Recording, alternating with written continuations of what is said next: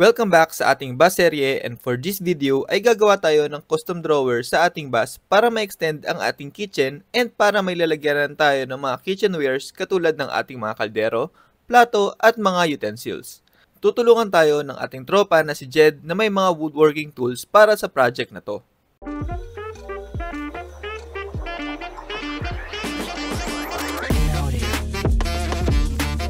Maswerte tayo at tinanggap ni Jed ang ating challenge. Weeks bago kami pumunta ng bus ay gumawa siya ng spreadsheet ng mga materials na kailangan namin para sa project na to at mukhang excited din siyang gamitin ang mga tools niya. Ito yung mga kailangan natin gamit: wood glue, wood primer, aqua gloss white, puti, tsaka mga wood screw.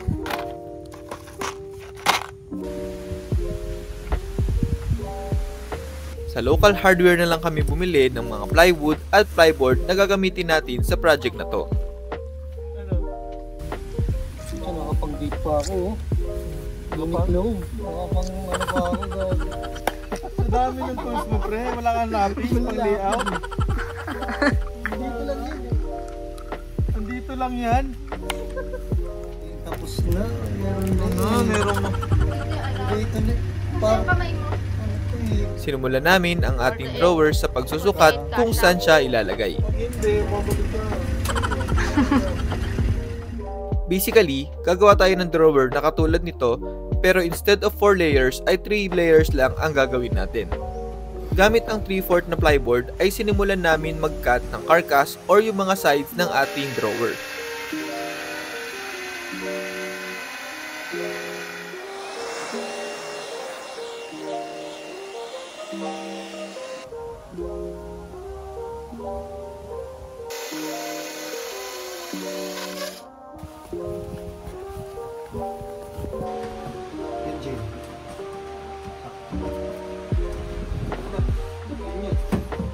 kasi meron nga nito. Tapos dito yung isang ano. Eh, di ba lalagyan pa natin yung platform dito sa taas? Ito nga. Ito. Support lang dito? Dalawa lang dito, ganyan. Bakit ano ba yung iniisip mo? Yung buong slab? Oo, tapos lalagyan na lang ito. Kung gano'n, magpapalabas tayo ng labas na. Kayo? Ano yung, matibay naman yun. Yung gano'n. So, mag-screw tayo pag gano'n labas. Kasi pagka hindi natin ito magagamit, butas to. Diba? Malalaglag kasi ano. Butas to. Oo Butas nga, kasi pag ganun pala yung kung wala pa to. Okay lang. At least, malaki yung, hindi, at least malaki, may bawas tayo, hindi tayo dagdag. May adjustment lang tayong kailangan gawin sa carcass para may allowance tayo sa ating topboard.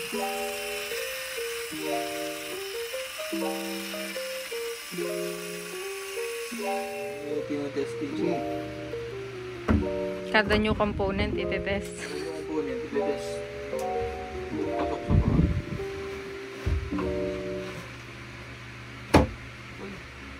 Masyadong ano dyan, Kim, iurong mo dito kasi 47 lang. So, pag ganun siya dito, at least, pwede siyang patungan. Ito ay aking pagkakatan ng mga sibuyas. Pero wala lagyan. Gulay. Oo nga, lalagyan ko ito. Paluchino. Ang next natin is yung pang-balance niya sa ilalim.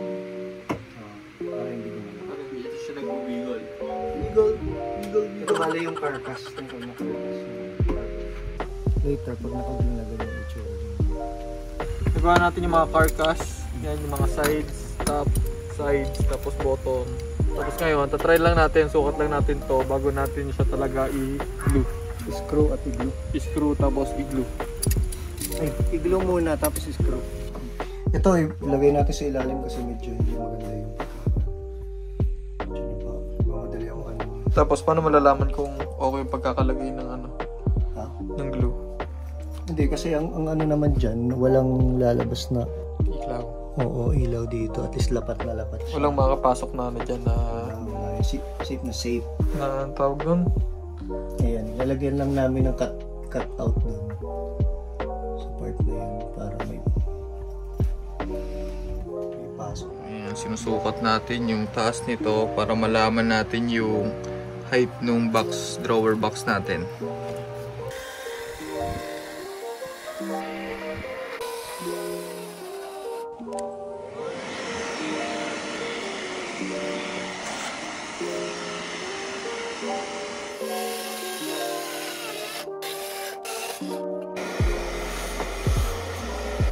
Yan na yung last. Nice. Yan. Sukat na siya kasama yung ating slider. Ano man tawag dyan? Slider. Railing. Kasama yung ating railing. Ayan yung magiging tsura niya. Anong steps niya pag mag-glue? So glue muna, tapos lalagyan natin ng pilot hole. Tapos lalagyan na natin ng screw. Bali yung screw, yung trabaho niya, hawakan niya yung frame. Pero glue talaga yung magdidikit. Okay. Mag-adhesive.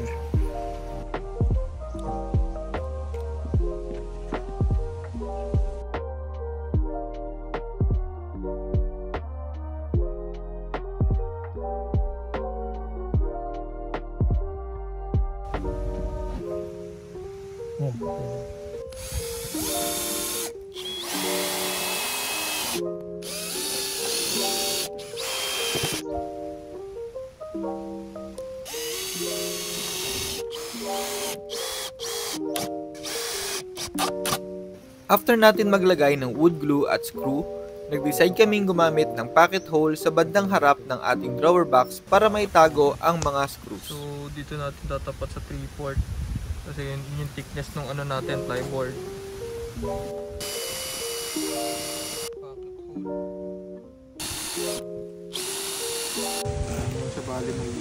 Tinry muna namin siya sa plyboard na hindi natin gagamitin para ma-visualize kung ano yung magiging itsura niya. Yung dapat papasok dyan. Lalagyan natin siya dito, dito, tsaka dito. Tigisa lang, pakita ulit. Production deployment. Dito lang, tigigisa lang tayo dyan.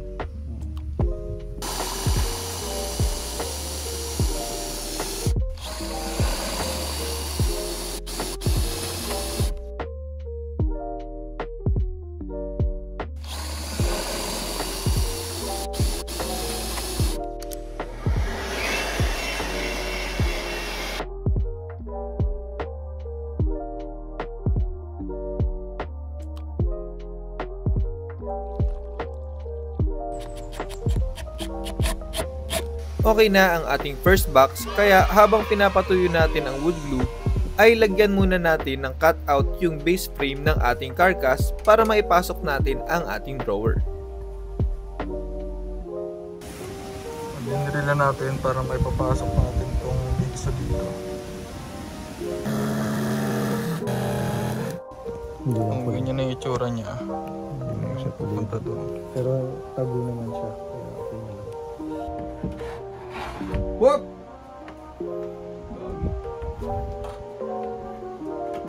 Igaganto pa naman tayo. Lalagyan pa ng spacer sa ilalim. Next naman ay mag-cut tayo ng plyboard para sa base ng ating unang drawer box.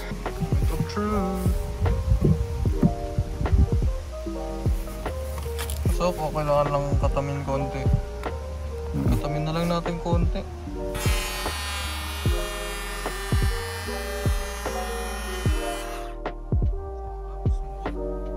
Same steps pa din, maglalagay tayo ng wood glue and wood screw para idikit ang base ng ating first drawer box.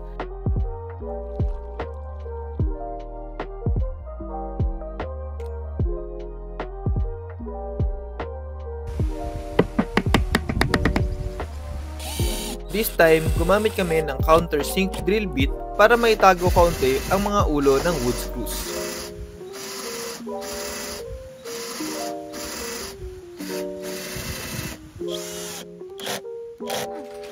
So ito, lalagay na natin yung railings ng cabinet natin. So meron na tayong box. Yung railing na lang lalagay natin. Sinusukat lang natin. Dala natin ng screw. Tama, di ba? So dito natin siya ilalagay. Comment kayo down below kung mali yung ginagawa ko. Tapos ganito. Ganyan, di ba? So siya doon. Tandaan mo yung ano or ano talaga siya dyan? Yeah, konti lang. Oo, ayun.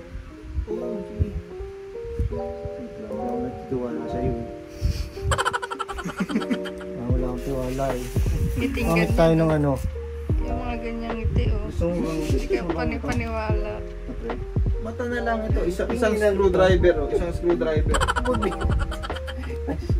Hindi, ikaw. Ano?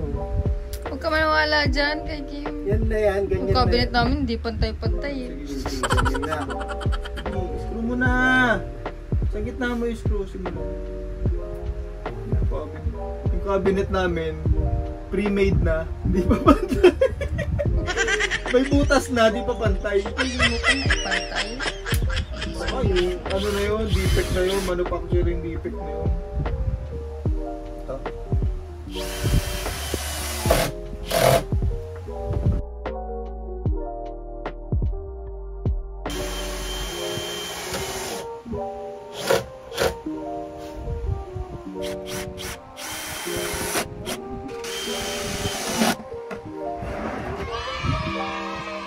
Next natin, ito na. Dito. Tsaka to. Para sa next drawers natin ay pumutol ulit kami ng plyboard para sa carcass ng ating drawer box.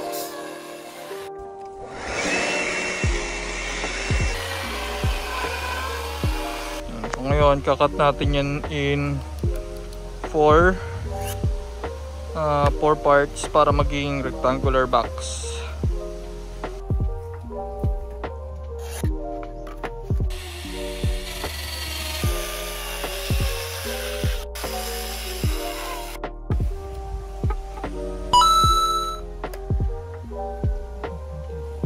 After namin magawa yung first drawer box ay mas mabilis na yung paggawa namin sa mga sumunod na box.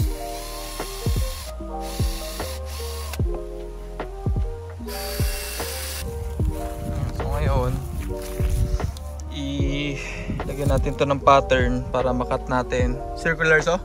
Oh, circular sa mga. Para makat natin. Sakto naman siya dun.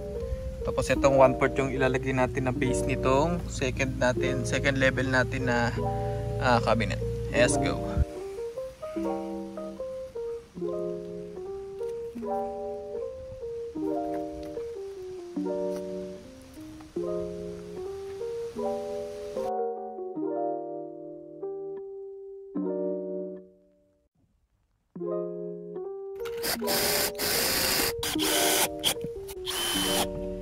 Ayos na, ayos. Ito, last ano natin, hati natin in 4 parts. 50, 2, 30, saka 7.5. Nice. Ayan. Wood glue. Wood glue.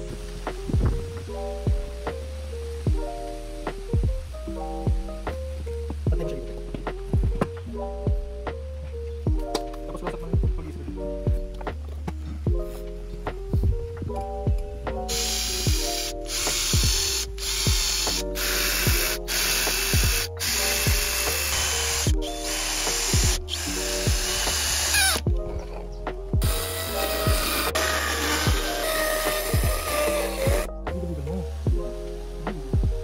Tibay yung glue. Sobrang tibay.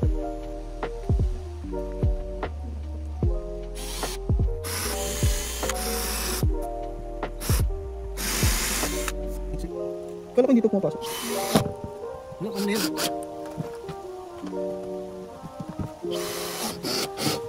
Done!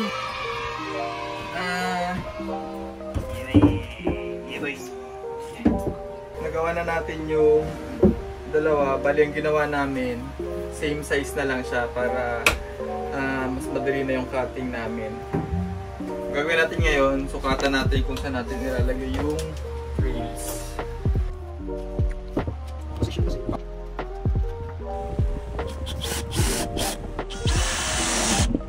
Toast na natin. Fry it. Voila.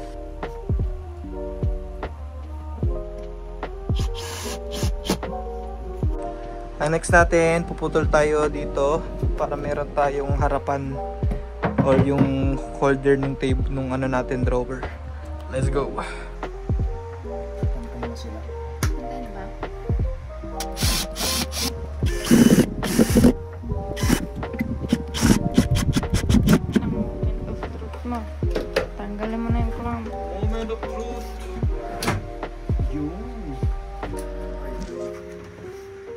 Bigat. Buksan mo. Talaga. Hindi ba yung mga ako? Hindi yan.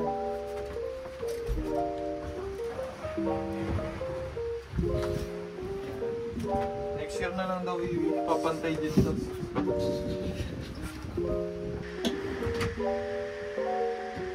So, lagay mo yung mga lalagay.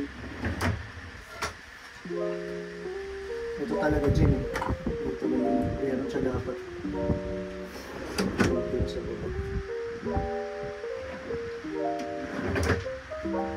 Yan, yun naman gusto mo gawin dito. Aangat lang tong paa para magpantay na dito. Next week, bibili tayo ng ganito para mai-screw lang dito. Sa February na ulit balik na dito.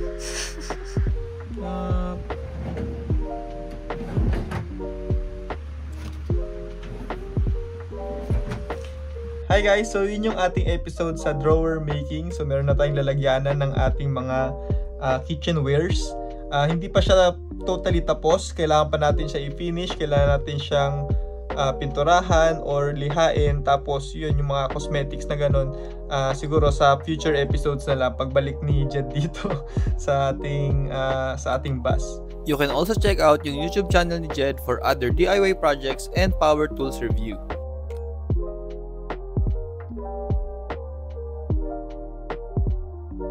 Thank you for watching, and please don't forget to like, subscribe, and share this video. And see you on the next one. Bye!